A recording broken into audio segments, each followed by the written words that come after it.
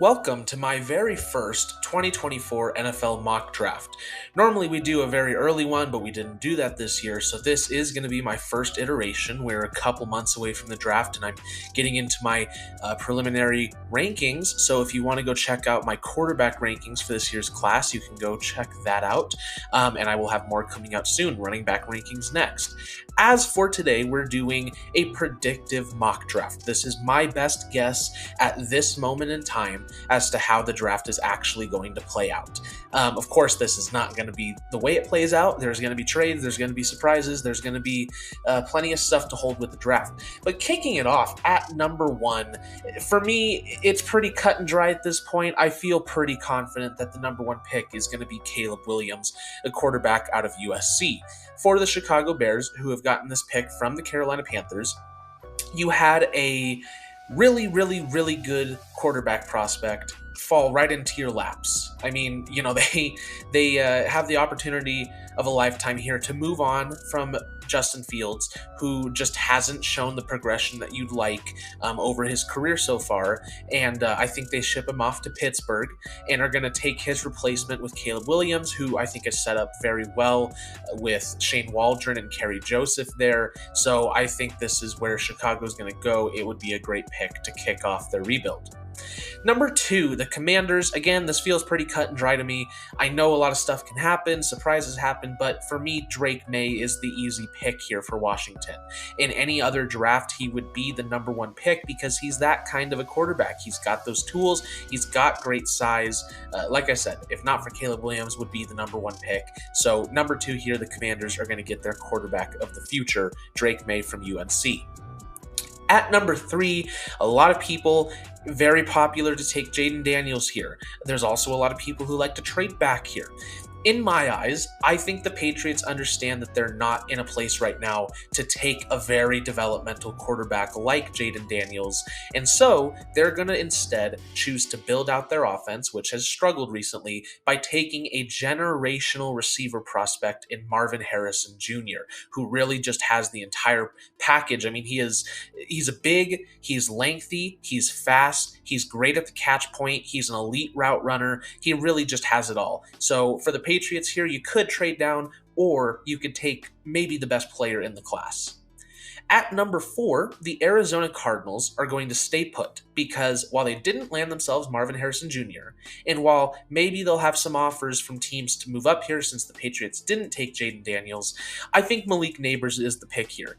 Similar to Drake May, Nabers in any other class would be the first receiver off the board. So this is not really a consolation prize for the Cardinals. They are still getting an elite receiver prospect here. At number five, we are going to have our first and only trade of the video, with the Chargers moving down a few spots and the Falcons jumping up here to select their quarterback of the future, Jayden Daniels out of LSU. Daniels might not be the perfect fit with Zach Robinson. That's honestly my first thought with it, is that, because remember, this is predictive. I don't think that this would be the best fit in the world for Atlanta. However, when you're in a spot where Kirk Cousins is probably staying in Minnesota, and at that point, the best quarterback option out there is Jacoby Brissett, it's tough. In a spot where, you can't get May or Williams, in my opinion. I think they're stuck at 1 and 2. And you have a team with the Patriots that's like, let's take a generational receiver. And then the Cardinals are sitting there and they're saying, yeah, let's just get ourselves our elite receiver too. And, I think here at 5 with the Chargers, however, the Chargers are in a bit more of an interesting situation, right? They're going to be letting a lot of guys go in free agency and cutting a few guys. Really, I think they're kind of looking to gain some draft capital. And you're not really trading that far back. So, maybe you'll get a day 2 pick or something for the Falcons to jump up a few spots here to take their quarterback. With Jayden Daniels, a very developmental guy. He will take a year at least before you really know what you have with him, but it's a bet worth taking because he's got a lot of great tools. He's very mobile. This could be the move that the Falcons finally take to swing for the fences here. At number 6, the Giants are going to attempt to build up their offense as well, and they're going to take the best offensive lineman in the draft, and that's going to be Joe Alt out of Notre Dame, a very polished tackle who is more than likely going to be able to go in day one as a starter and produce at a decently high level, if not a high level, day one. So the one thing is, he'll probably have to move over to right tackle. How will he handle that, right? I think he's a guy that can be versatile. I think he's able to switch over and he'll be a good tackle for the Giants here. So building up that offensive line, which was pretty horrendous last year, you now have potentially your franchise tackles since Evan Neal just has not worked out, and I think they probably try him at guard next year and see what he does then. But Joe Alt for the Giants here. At number 7, the Titans might be smart to take the offensive lineman here. I'm going to go Brock Bowers. I think with Brian Callahan coming from that Cincinnati scheme and mindset, he's going to be running the offense right here in Tennessee. I think that you're going to want to go get a weapon for your young quarterback. T. Higgins is probably staying in Cincinnati, so maybe they can bring over a Tyler Boyd, right? They've got their slot guy then. But as far as they just don't have a lot going for them in the receiving game. Derrick Henry's probably leaving, so it's not like the ground game's going to be as good as it might normally be with Derrick Henry. In that case, I think you want to focus on the passing game. Again, Brian Callahan. Brock Bowers is one of the better players in this class. He is a genuinely generational tight end prospect. Him and Marvin Harrison Jr. I would consider generational prospects. And I think with the Bengals having that mindset of, the weapons over the line, I think that we're going to see a similar process happen here in Tennessee. So Brock Bowers to the Titans. Plus, he said he wanted to play there. Number 8, the Chargers, who traded back, are going to get their right tackle of the future with Olu Fashanu, who is a extremely athletic and big tackle prospect. Admittedly, he's not as polished as Joe Alt, which is why he's my number 2. I think he's going to be 2, maybe even 3 or 4 for a lot of teams, but I think the Chargers will like him. He's got versatility to kind of move across the line for a line that has struggled with injuries, who's going to be losing their center. I'm pretty sure Lindsley is he's either a free agent or he's retiring or something. I might just be wrong in that, but for a line that needs some help, and for Justin Herbert to kind of have the protection, but as well to get a guy who is not necessarily a mauler in the run game, but just to upgrade that position to try and get your ground game more established. Eckler's going to be on his way out, and they're probably going to be bringing in a ground and pound type back. For Fashanu, he improves the pass protection and is probably better in run protection than Scott Pippen or whoever was starting. So Olu Fashanu at 8 to the Chargers. At number 9, the Bears are going to be replacing Darnell Mooney with a guy who's not exactly like Darnell Mooney, but is probably going to be better, with Rome Odunze, who is, again, in some other classes, he's receiver 1 or 2. Just a very good class here, but Odunze is a extremely talented big body receiver who has an elite just range of which he can catch, and you pair that with Caleb Williams now. He's the 2 to DJ Moore. You have Cole Kmet, who seems to maybe finally be breaking out a little bit. Chicago's got their thing going on offense, and they're Shane Waldron. We'll see what he can do with all of it, but I think that would be a phenomenal start to Chicago as far as getting their offense back off the ground. At number 10, I've got J.C. Latham, the tackle. This feels pretty... I don't see the Jets going anywhere here but line. I don't think this is the right spot for the best guard or center prospect, although we'll talk about both of those guys later. As far as tackle goes, Latham, I think, is a versatile guy, but probably going to start at right tackle. He's got some nice athletic traits. I think he's that kind of guy where I'm not too worried that he's going to be like a bust or anything. I just don't know if he's got the highest ceiling. This is a guy that, will probably be in his best years a top 15-ish tackle, but that would be a big improvement over what the Jets have had. So J.C. Latham to New York. At number 11, the Minnesota Vikings are going to be improving the pass rush as Danielle Hunter and DJ Wonham are on their way out. They're going to bring in my top pass rusher in the class, and I think the consistently agreed upon best pass rusher with Dallas Turner, who is a freaky athlete with some elite bend and top end speed for the position. I think he's a good scheme fit in Minnesota, and honestly, for a guy that has that kind of that get off, that aggressive burst to him in a Brian Flores defense, it just kind of feels like a dream come true. So Dallas Turner to Minnesota. At number 12, I'm going to have the Denver Broncos selecting Bo Nix, quarterback from Oregon. Is Bo Nix worth the 12th pick? In all reality, probably not.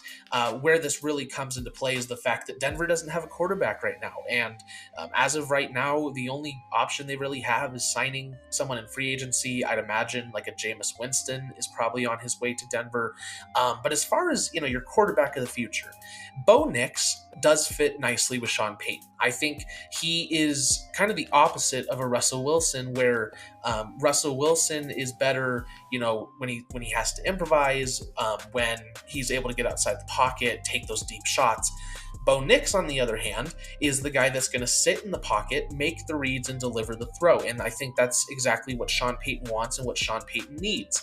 He's never going to be an elite quarterback, but Sean Payton's an elevator, and I think this just fits what Denver's looking for in a situation where, what are you going to do otherwise? Are you going to trade for someone next year? They go and they get their guy staying put at 12, Bo Nix. 13, I'm going to have the Raiders taking Nate Wiggins, corner from Clemson, who is kind of the boomer bust guy in this corner class. Very athletic, but I will say I'm not the biggest fan of him personally. I do have a first-round grade on him. I just think there's a few red flags to his game. I think this is a guy that, is going to be a little scheme-dependent. That's not necessarily the highest IQ player. However, the athletic upside is there. He's made some big plays at Clemson. He's a top corner in the country. So ultimately, I think the Raiders, it just kind of be a swing for the fences pick, right? If you hit on him, you are getting a physical and athletic corner who can shut down number one receivers. I just don't know if that's necessarily what you're going to get from him. At 14, I've got the Saints taking Johnny Newton out of Illinois, who I think is a very good fit for the Saints here. You've got an aging Cam Jordan. The pass rush, really fell off last year at a point. Turner's probably on his way out. The guy that they picked, I'm trying to think. Obviously, they took Brissy this last year, who had a solid rookie year, but they haven't been hitting too much on the defensive line, and so you're taking a guy here that I feel is a pretty safe bet. Going to be at the very least, a good defensive lineman in the NFL. He's a versatile guy. I think he works best as kind of that 3 tech, not the best run defender in the world, but you're getting an extremely productive pass rusher here at that 3 tech position. So I think that bodes well for the Saints. At number 15, the Indianapolis Colts are going to be addressing the corner position. Again, this kind of feels like one of those picks where I feel pretty good that they're going to go corner here, and I think Terrion Arnold is a really great fit there. They, had Stephon Gilmore a couple years ago now, or last year or whenever it was, and I think Arnold has some similarities to a Stephon Gilmore in a way. He can be sticky in coverage. Ultimately, I don't know if he's going to be like an elite number 1 corner. I think best case scenario, he is a starting, number 1 corner that's going to be able to take on guys, the elite receivers of the world. But I don't think he's going to be, one of the better. So it's just kind of that thing where it's like, yeah, he's going to be a solid corner. I think he's a good scheme fit for Gus Bradley, and I think he'd be a welcome addition to the defense. At number 16, the Seahawks are going to take Byron Murphy II, who, is kind of Jerzon Newton is your pass rush 3 tech. While Murphy's not as much of a 3 tech, he's that run defender. He's not as polished in the passing game as like a Jerzon Newton is. But Byron Murphy is going to provide some very good run support down there in the trenches. He fills up spaces very well, and he is not a minus pass rusher. He can definitely still get to the quarterback. He can make those big impact plays. I really like him here for Seattle, who just did not have a good run defense last year. So I think this is a good pick here that makes a lot of sense, and I would really love it for Seattle. Number 17, the Jaguars are going to take Brian Thomas Jr. out of LSU. While I am not the biggest fan of Thomas Jr., there's no denying that the dude is an elite deep threat receiver. He does have very nice range to him. He's got very solid hands. This is a guy that, again, it feels like a safer pick to me. I don't know if he's going to be an elite receiver by any means, but as far as, maybe a top end number 2 who can really just go up and get it, right? That's what he is. I don't think he's the most polished route runner in the world, but that's not why the Jaguars are taking him. They've got Christian Kirk already. I think this is the Calvin Ridley that you were hoping you were getting when you traded for Calvin Ridley, who's going to be on a different team next year. So this is that replacement. At 18, the Bengals are going to address the offensive line, which still continues to not be great a lot of the time, despite some of the work they've tried to address with it. I have them taking Troy Fontenot out of Washington, who is a very versatile guy. I think for the Bengals here, because their tackle situation's a little up in the air with Jonah Williams being a free agent and such, he's someone who could play tackle, and honestly, I would personally start him at guard. I think that's where he's best going to be utilized, is as a guard. So if Cincinnati wants to use him there, then great. But it's a guy that, he's played tackle and he can play tackle at a good level. So a versatile offensive lineman that the Bengals are getting here to address that need. At number 19, the Rams are going to take J.J. McCarthy, the quarterback from Michigan. And this is an interesting pick for sure. I'm sure a lot of people will think this is way too early for McCarthy. Some people saying there's buzz that he's going to go way higher than people think. I think this is the right range for him. I think he's best served as someone that a team can take, truly knowing he is a project. Here with the Rams at 19, they know Stafford is up there in age. They know he doesn't have forever and he's got injury issues. Sean McVay is a brilliant offensive mind who knows how to work with quarterbacks. If you let J.J. McCarthy learn under Stafford and learn from McVay for 2, maybe even 3 years, right, while Matthew Stafford plays out his contract, I think you potentially are going to have a good high floor quarterback, or not high ceiling quarterback, when Stafford does retire or you move on from him. So while Rams fans might not like this pick, while JJ McCarthy haters might not like this pick, I think it's a good fit. I think it's a good system, and I think it would be a good pick for the Rams and a good investment. At number 20, the Steelers are going to take Talise Faga out of Oregon State.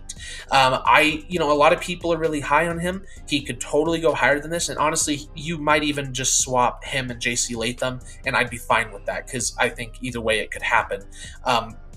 For me, I think Faga is similar to like some of these guys I've been talking about, where I don't know if he's going to be an elite offensive lineman, specifically a tackle, but I think he's got guard versatility as well, which is obviously enticing. For the Steelers here, he's going to play tackle. Again, it's just that guy where I think he will be a solid starting tackle in the NFL, but I just don't see much more upside than that. So I feel fine taking him here. I think he's a guy that's going to go maybe a little later than people think, but still a good player, still the 20th pick. At number 21, the Dolphins are going to take Jackson Powers Johnson. They're pretty much going to have to pick whether they want Connor Williams or Robert Hunt. I think Hunt's going to be a lot more expensive, and with the Dolphins' cap situation, I think they're really going to put their efforts into making sure they get him back because Connor Williams, had the injury at the end of the year. So Robert Hunt would be a great person to keep on the team, which means they're going to be looking for a center since they're going to have to choose between them. And again, Hunt's more valuable. In this case, they take Jackson Powers Johnson, who is on Tyler Linderbaum level of center play. He is a very good player who is probably going to be a top 10 player in the draft for me. It's just, you don't draft centers very high, but if you want a good elite center who is going to be a day one impact, this is the guy you want. And I think the Dolphins are getting a phenomenal get here to keep that offensive line playing at a high level. And yeah, he's probably going to be better than Connor Williams. I'm a big fan of him, so I like this fit for Miami. At number 22, the Eagles are going to take Kool-Aid McKinstry. And this is kind of slowly becoming one of not my guys. I think McKinstry is fine. I think he can be a solid 2 in the NFL. I don't think he's a corner that can take on, again, those elite receivers, right? Like, of course, it's hard for any corner to cover the Justin Jeffersons of the world, but I don't think McKinstry is someone that, you'd want to even attempt doing that. I think he's athletic, and he does have a solid resume as a press man corner, but I don't think, again, he's not a super high IQ guy to me. He's not a very physical player, so he's not a great plus in the running game. It's just kind of a guy where, I think he will be a solid 2, but that's not worth a first rounder to me. However, I do think the Eagles are going to like him in his fit. I think Vic Fangio would like him in that defense. Because I think there is upside there. There's upside that he can work in a Fangio type system, which generally requires, more of the, not so much man press guys, but that's important to that defense as well. But he can definitely drop, and he can make reads. He's a high upside guy. I just don't know if he's going to hit on that upside. But I have him here at 22 for the Eagles. Number 23, the Texans from Cleveland are going to take another corner, my number 1 corner in the class, Cooper DeJean, out of Iowa. Now, he could be a safety convert. I don't think that's the way it's going to go. I think Cooper DeJean, right, he's my number 1 corner for a reason. I think he's fantastic. He's extremely athletic, and he's just, that's enough, honestly. That's how athletic he is. He's one of the better athletes in this class, and that alone is worth taking him for. But for a guy, too, that has shown positive play in both zone and man, he's my number 1 corner. So I think the Texans here are going to take a shot on him. I think he's a good fit in their defense. Pair him up with Derek Stingley Jr., and you have Jalen Petrie back there as well. You're establishing a very good, very young Texans defense. At number 24, the Cowboys are going to grab Keon Coleman, wide receiver out of FSU. Michael Gallup is on his way out, and they need receiving help somehow, even though they have CeeDee Lamb and Jake Ferguson, and some other solid contributors. The offense has continued to stutter when it matters most. And of course, the defense was not good in the playoffs for Dallas. But still, there were times where you could see that, just CeeDee was the only productive guy on the field sometimes. And you have that, that elite physical receiver. You can now have an opportunity to take a guy who is a 6'4" athlete that has one of the most insane catch ranges that I think most people have ever seen. Just with that size, he knows how to use it.